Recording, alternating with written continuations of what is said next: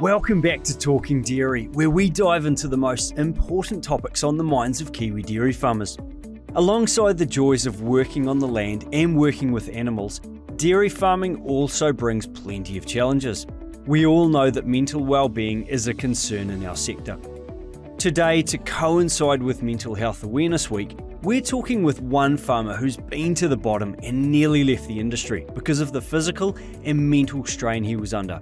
Taranaki's Kane Brisco figured out what he needed to do and keep doing to operate at his best. Today, he's here to talk candidly about his experience and share some practical tips for staying well and having those difficult conversations with people you can see are struggling. We'll talk about his strategies for managing stress, his new book, his no-frills farm fitness program, and why he loves jumping into a water trough in midwinter. My name's Ben Chapman-Smith. I hope you enjoy the conversation. Let's get into it. Kane, thanks for joining us on the podcast today. It's great to have your company. You're pretty well known in the dairy sector and even outside of it to a certain extent. But for those of us who aren't familiar with you, tell us a bit about yourself, mate. How did you end up in dairy farming? How long have you been doing it? And what's your current role? Yeah. So I guess it all started. I was actually born in town. My dad was a mechanic and mum was a cleaner and an administrator. But we had, on my mum's side, a family farm, and we used to get shipped out there, me and my two older brothers, to work for free in the weekends and school holidays. So that's sort of, from a pretty young age, developed a love for farming and being outdoors and working with the animals and the land. And me and both of my older brothers are dairy farming now. And I actually started off, I left school. I didn't want to be a dairy farmer because I was a late teenager, and the thought of getting up that early wasn't wasn't that awesome when you're 17, 18. So I actually went dry stock farming for 5 years, and really glad I did that. Really enjoyed it and learned a lot of farm skills. I guess, you do a lot of fencing and ploughing and a lot of tractor work and some of those really important things, honed them in at a young age, and did my OE after that, and sort of came back and had a bit of a toss up really, and I just couldn't see the pathway in dry stock that I could in dairy farming. And having two older brothers that had gone into share milking and been quite successful, I thought I'd have a crack at the dairy farming again, and went straight into management level really, which was thrown in the fire a little bit, but we got through it. Worked my way up to 50-50 share milking and did that for 9 years, and I've just recently sold my cows and gone back contract milking. Which is an unusual step for most, but it was, an opportunity to, I guess, find a bit of a better balance in life. And I guess the goals haven't changed. Well, they've changed a little bit, but it's just I wanted to attack my goals and get to the place in life where I wanted to via a different route, I guess. So that was sort of a lot of the reasoning behind the decision to step back down and go a bit bigger. And so I'm currently contract milking on 320 cows up under Mount Taranaki with some pretty interesting weather experiences up here. But enjoying the new challenge. It's my first season here, so it's been quite a big shift, obviously, going from herd owning back down to contract milking and then onto a new farm as well. That's had a fair bunch of challenges, but it's been good, exciting. And have you always farmed in that neck of the woods, Kane? So I've been down in South Taranaki for 17 years. So as soon as I left school, I moved down South Taranaki, and I've only, this is the first time back up close to New Plymouth in North Taranaki. So I've spent sort of half my life growing up around New Plymouth, and then half my life farming down in South Taranaki, and moved back about 20 minutes away from New Plymouth again. So always lived in the Naki. It's definitely different farming here than it was down in the south, that's for sure. So, Kane, keeping yourself in good shape and helping other farmers to do the same is obviously something that you feel really strongly about. Has that always been the case? And if not, when did that become a passion of yours? No, not really. I didn't used to look after myself at all, to be fair, but I always played sport. There's one thing I've always been passionate about: rugby, and along the journey I found the sport of boxing and running as well. And I guess as I aged, I started to realise the benefits of fitness and how that translated on not just physically on farm but mentally as well. And I actually retired from sport for a year and put on a bit of weight and got unfit, and it sort of came back to bite me in the ass quite severely, to be fair. It started a bit of a snowball downward spiral, really. And when I think back to it, a big part of that was not being involved in sport and not being fit at the start of calving and not having those, social connections as well. And so that was really the catalyst, I think, of me just recognizing that it's actually quite important to look after the body. And farming's a hard job, and why make it harder by being unfit? And that was sort of the realization that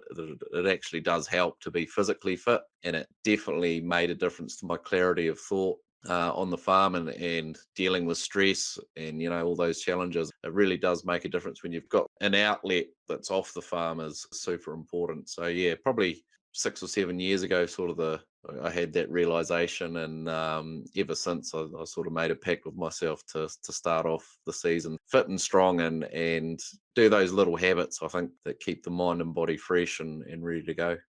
I read that there was actually a time, if I've got this correct, that you were thinking about leaving dairy farming. Was that same time in your life around 6 or 7 years ago? Yeah, probably even I had probably 3 or 4 years that were really challenging, and sort of head down, ass up, and battled through it and soldiered on. And it did get to a point where I couldn't see a light at the end of the bloody tunnel, and really questioned why the hell I was doing this. I was just thrashing myself and lost the passion and the love for it for a time there, if I'm being honest. And yeah, I sort of had to sit back, and yeah, I was pretty bloody close to walking away. If you're not passionate about dairy farming, it's a bloody hard job to do if you're not loving it. So yeah, I had to sort of take a step back and ask myself some pretty hard questions, and answer them honestly, I think. And yeah, it was pretty touch and go there for a bit. What did that actually look like for you to get fit again? Like, how did you get started? Did you just put on your running shoes and get out there, or what?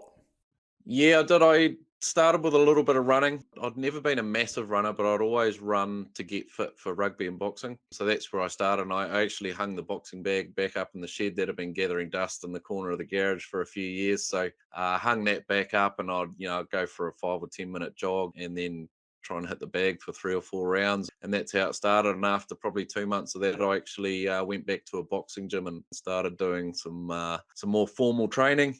Once a week, I'd drive up to New Plymouth, which was an hour's drive. I think it was. It was a bit of a sacrifice, but it was the best thing I ever did. It really was the one thing I did that started turning the ship around. And I've always found when I've got a goal, or I'm training for something, a lot of other things fall in behind it.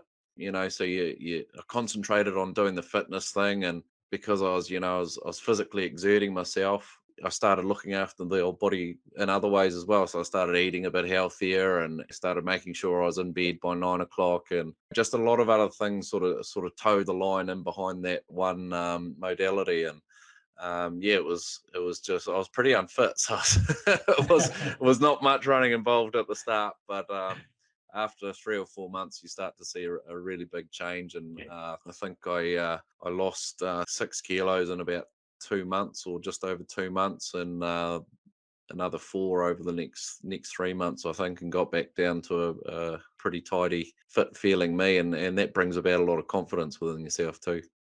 The reason I asked that, I suppose, was just because for so many of us, the biggest obstacle to getting fit can just be that beginning stage, getting out there and pushing through that barrier at the beginning.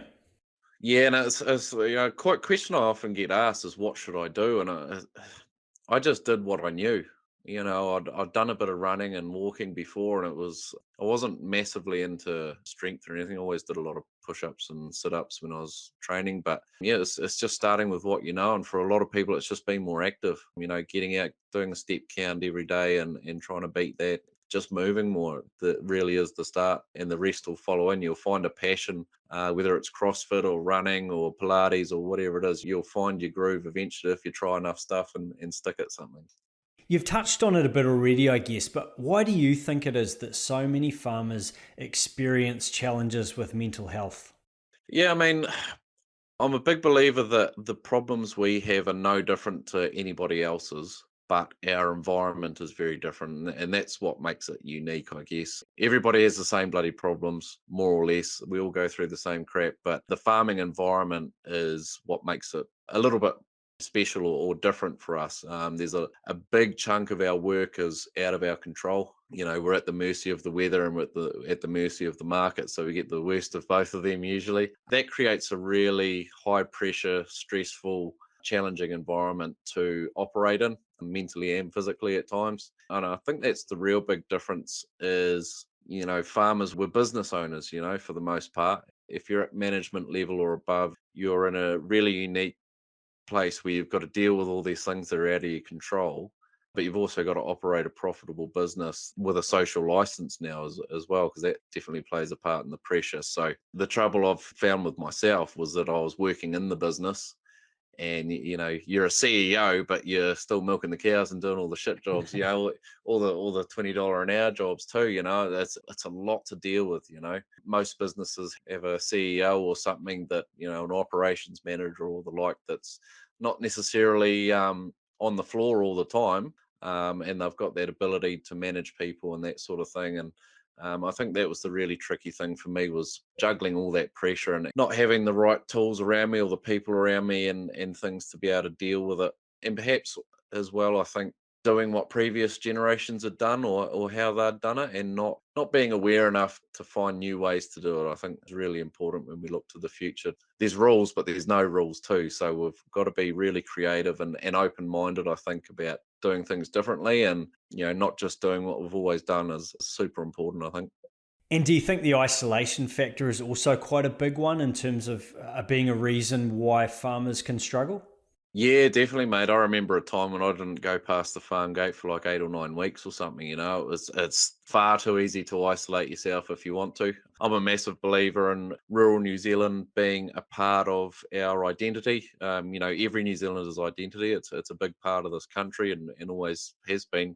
Since Europeans have been here, and even Māori were great farmers too in their own right. So it's a big part of who we are as a people. And one of the reasons I set up FarmFit was for community engagement. It was a reason for my community to come together. When we didn't do it all too often, it was a regular catch up, and that was the best thing about it, was chatting to the neighbours twice a week rather than once every 2 months sort of thing. So it's hugely important, especially for the young ones coming into the sector. They end up at a high school with 800 kids or whatever and living with mum and dad generally around town, or they're boarding at a hostel or something where they've got people around them all the time, and then they go out to the middle of nowhere and they might be working with one or two guys, or they might not be, and it's a bloody massive change, eh? And if you don't feel a part of that community, or you're not encouraged to join in, or you don't join in yourself, yes, it's hugely isolating. One of the big things I think with mental health is you've got to feel like you're not alone, because it's a scary feeling on your own. I've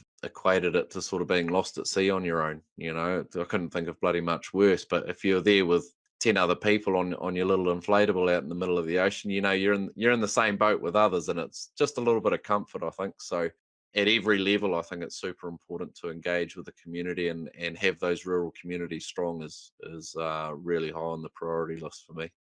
Yeah, that's awesome, Kane. Thank you. Hey, now you wrote a book recently called Tools for the Top Paddock. What sparked the idea for that book, and what were your goals? What are you hoping to achieve by writing that book? Yeah, it's an interesting one. I never thought I'd write a book, that's for sure. I actually it wasn't on my radar at all, mate. I got approached by HarperCollins.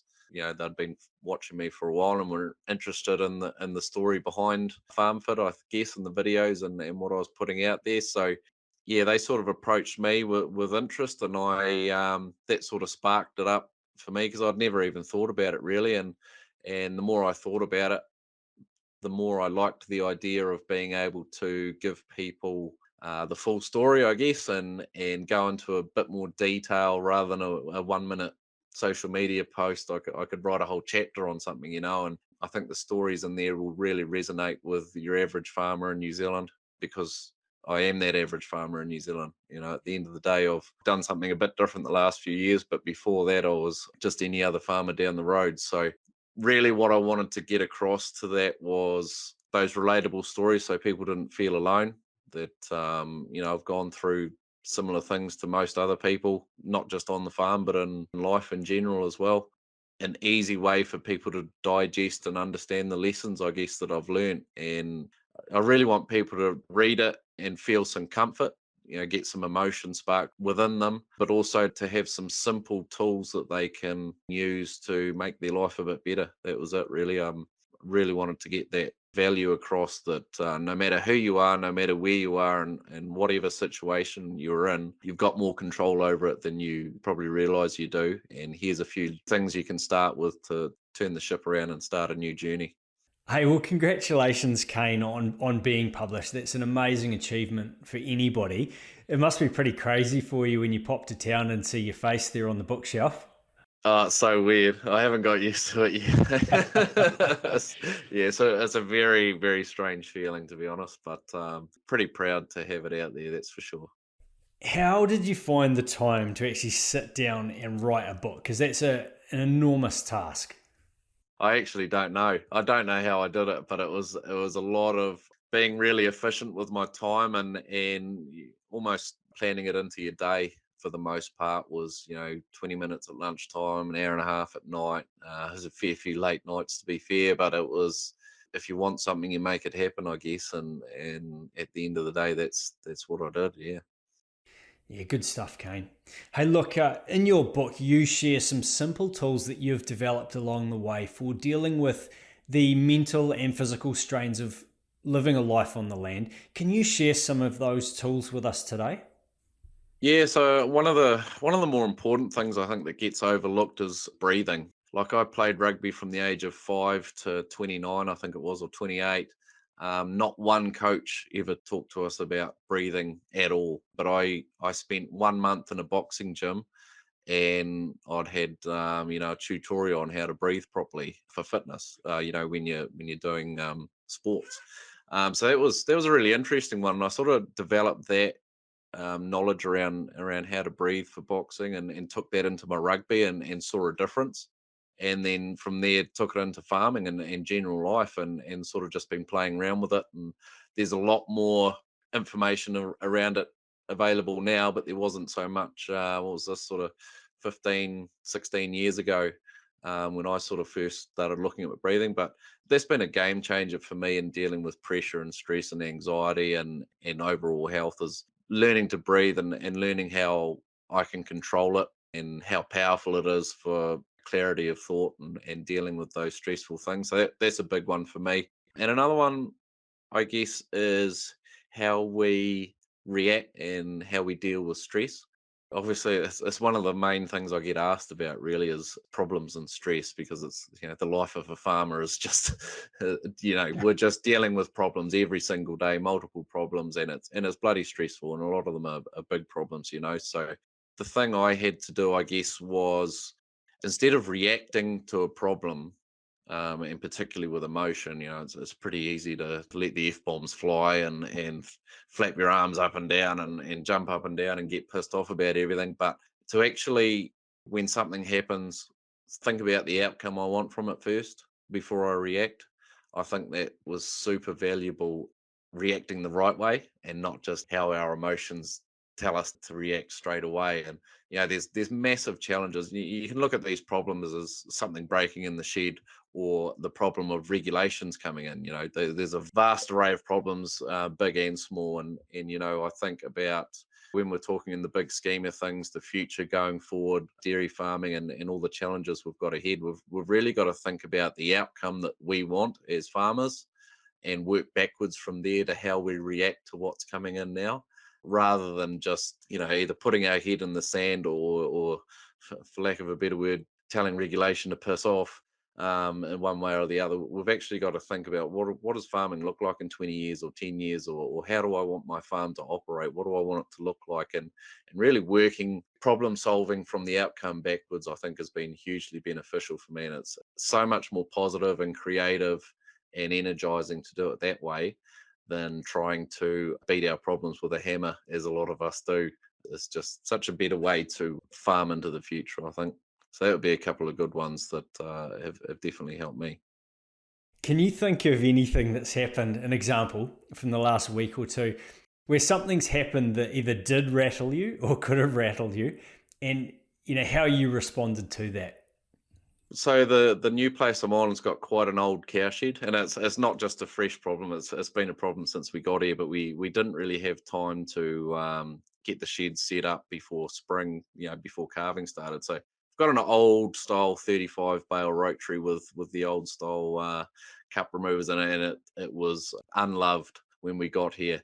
I mean, it's been a massive source of frustration because the cows are just breaking the cups and ripping things off, and a lot of shit doesn't work basically, and it's milking's just been taking an age. And the first reaction is to just say bugger this and storm out the shed and throw the toys out the cot, because it's a stressful milking. You don't want milking to be stressful. You do it twice a day, it's a bloody thing. So really for me it was, what do I want this milking to look like? And then from that, working backwards, what needs to happen for that to happen. And when I asked myself that, it was easy to prioritize what needed to be done. Me and my worker have had a few milkings in there where you just think, bugger this, and you get angry and you curse at the shed and you curse at the cows and you blame the cows and you blame the previous owner for not looking after it. But it's as simple as saying, well, I actually want this to be a nice, calm, relaxed environment. I want things to go relatively smooth. They're not going to be perfect, but working backwards from that outcome, all the anger disappears. You just prioritize what needs to be done and you set about doing it. Kane, you've got a young family. Apart from the tools that you've mentioned just now, how else do you balance family and farming life? Yeah, it's a good question. It's a hard one actually, but often when I used to think of balance, I would think of this perfect scenario where everything was in harmony. Balance isn't often balanced. You've got to work at balance. So if you stand on one leg and balance on one leg, you're constantly adjusting and moving and shifting to try and keep that balance. And it took me a while to realize that once you get balance, you still got to work at it. And every day it changes. You got to shift to one side or shift to the other, and you're always just juggling. So it's a constant struggle. You're never in that sweet spot for very long. So I think that's the first thing to realize. But one of the things I did was, I was a bit of a workaholic, so I'd find any reason to be out on the farm, and a bit of a perfectionist. So I'd just work until it was perfect, or try to anyway. And that was the goalpost always shifted with that. But one of the things I did was mentally pay myself a wage to be at home.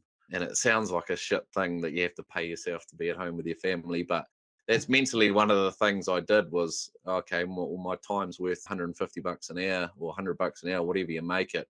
Not a silly idea to be at home earning that. And it was really good in terms of being able to get other people in to do work too, because I could say, oh, look, I've got silage to mow. If I do it myself, it's 8 hours in the tractor, and I've got to milk either side of that as well. So 8 hours times 150 bucks is whatever it was, 12 or 1300 bucks. What does the contractor charge?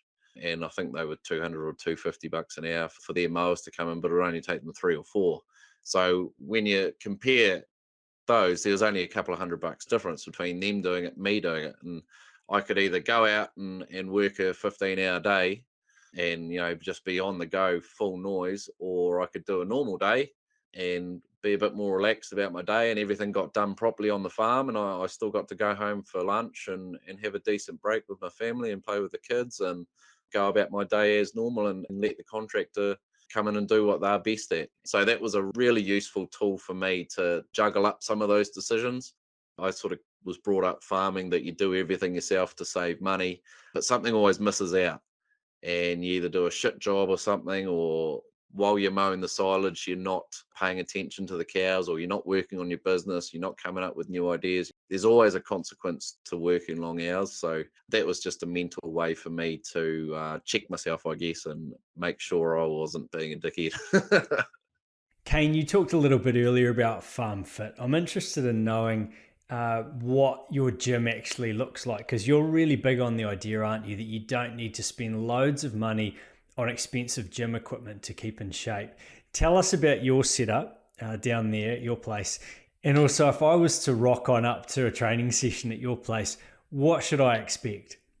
We actually started it on, when I first started FarmFit, it was literally on my driveway. I had some skipping ropes. I think I had some boxing gloves and some sandbags and some containers from the farm, and tires, I think, if I remember rightly. And we sort of developed it over the years and turned it into the horse paddock outside. We built a bit of an outdoor gym, but typically what you're going to get is a lot of similar movements you could do in the gym, but a lot more free weights. So we use a lot of 20-litre containers, the old XY12 or whatever you had in them, drench containers. Them you can chuck water in them to whatever weight you like, up to I think you can get 24 litres in one of them if I remember rightly. So I've got a range of sizes for them for everyone. We use a lot of tractor tires, got a range in sizes for them. So for the smaller ones, we have teenagers doing it up to big, strong dudes. So we've got a tire for everyone. Sledgehammers, a lot of posts. They're great for working out with. So typically you're going to get a lot of full body movements, things like flipping a tire, using a sledgehammer to hit the tire, which is similar to chopping wood, bit of skipping, a little bit of body weight stuff.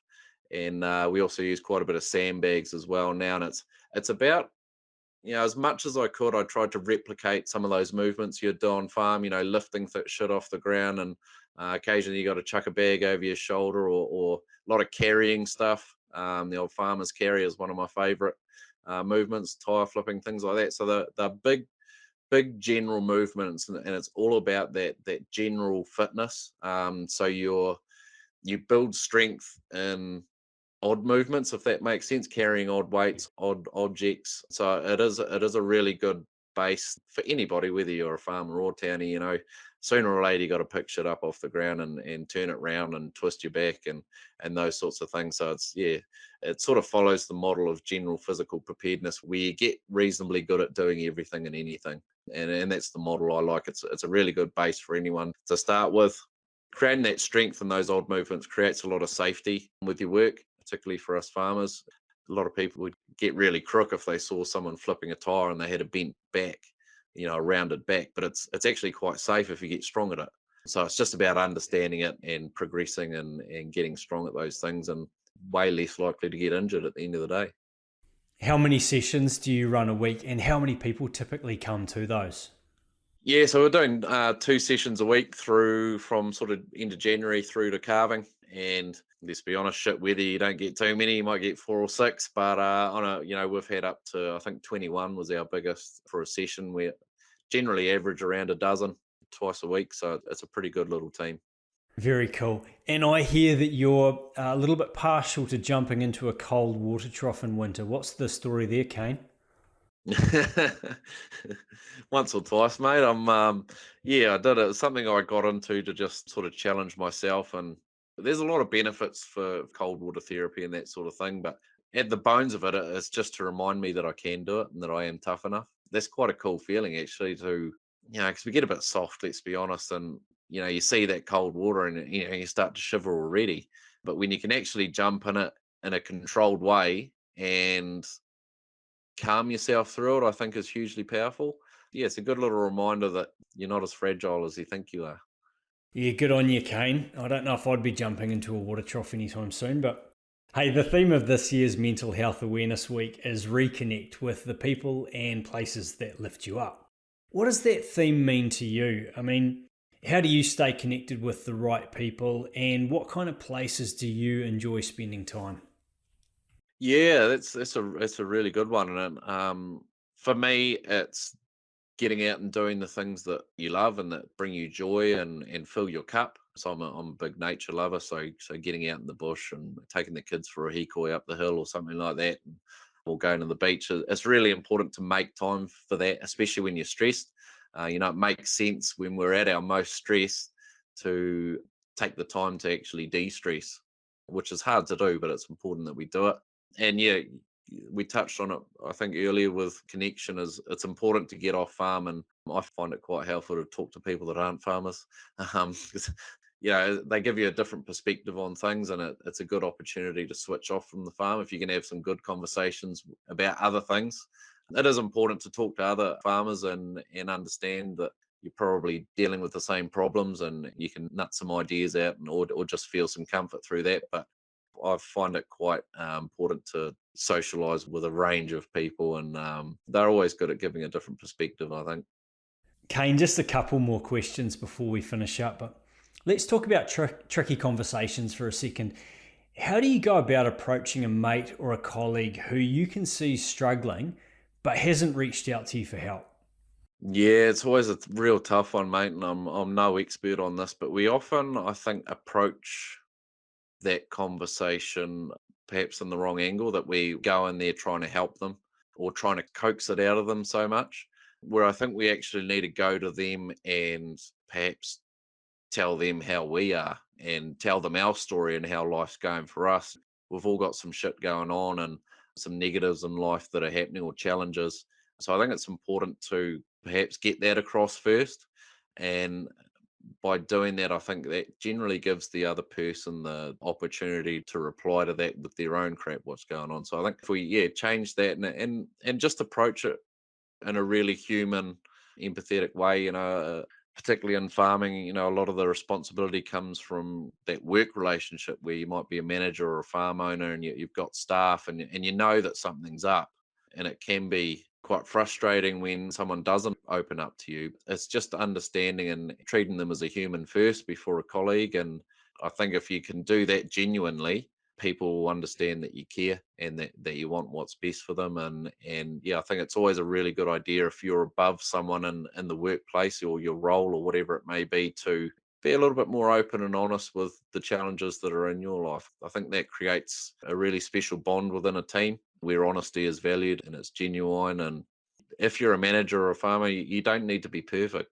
There's a misconception that we have to hide all our stress, and you certainly don't want to put it out there negatively, but you can still be honest with, if you're stressed or shit's not going right or you're having problems at home or whatever. You can still show that to your team, and that'll create that openness, and those conversations get a whole lot easier off the back of that. Yeah, that's such good advice, Kane. It's awesome, mate. Thank you. Hey, if anybody's listening to this who's going through a really hard time at the moment, what are your top pieces of advice for them right now? Probably be kind to yourself first and foremost. We often, once we get into a bit of a negative loop, we can be pretty mean to ourselves, let alone school kid bullies. We're probably our worst enemies sometimes in how we talk to ourselves. So try and be kind to yourself, be patient with yourself, and I guess vulnerability takes courage. So understanding that you're going to have to muster up some courage when you can, whether someone's trying to help you, or you reach out to someone else for help, whether it's professional or not, it is going to require a bit of courage. So you've got to find that, but also to understand that it won't last forever either. No matter what happens, the storm always passes. I've always said, sort of, when you're in the middle of a storm, it feels like hell, and it feels like it's going on forever and ever. Time sort of slows down when you're in your worst parts of your life, but the storm doesn't rage forever. So there will be a time when it passes over, and you'll learn a lot from it. The worst times of my life, I've learnt the most and grown the most afterwards. The storm does water the garden. So having that understanding and awareness, I think, is super important at all times. But yeah, just try and be kind to yourself and build the courage, I guess, to reach out and talk to people and be open and honest. That's great stuff, Kane. Thank you. Hey, and just finally, if anybody listening to this wants to get in touch with you or follow what you're doing, where should they go? And where do they find your book? Yeah, so easiest way to I guess join in with FarmFit is on Instagram or Facebook, and they're both under the name FarmFit NZ. You should be able to find them if you type them in the old search bar.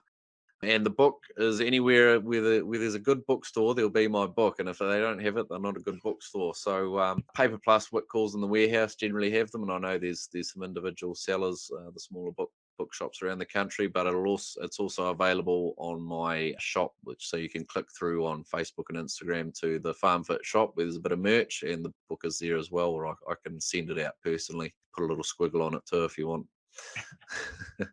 And just quickly, what might people find if they go to your Instagram or Facebook pages? Because I think before we started recording this podcast, I think you mentioned some webinars that you were doing.